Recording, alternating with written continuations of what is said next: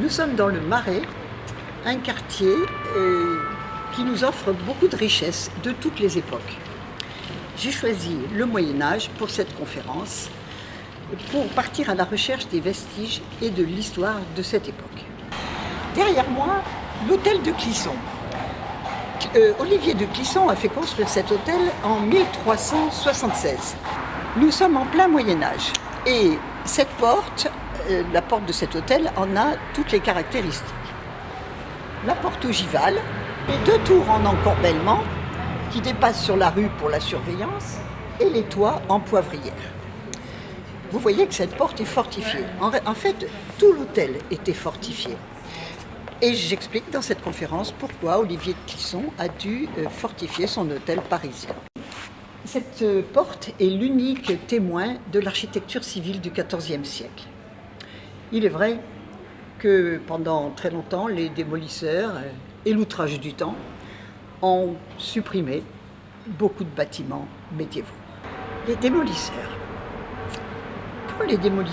à toutes les époques et pour des raisons diverses, se mettent à l'œuvre, ils détruisent une maison, un bâtiment, en principe jusqu'au sol. Et c'est rarissime quand ils ont détruit ce qu'il y a en sous-sol. Et ça, c'est notre chance.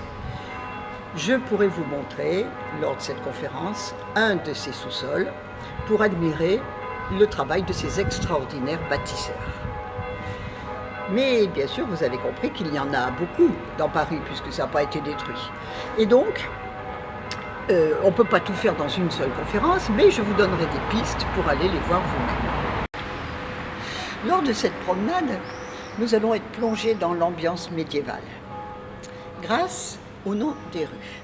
Les noms des rues qui nous racontent beaucoup si on sait les écouter, mais grâce aussi à toutes sortes de petits éléments auxquels on ne prête pas attention quand on ne fait que passer.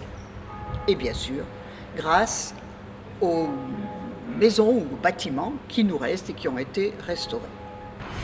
Tout ceci, et tout ce que je viens de raconter, est compris dans un petit périmètre. Parce que Paris était petit au Moyen-Âge. Petit mais bien protégé.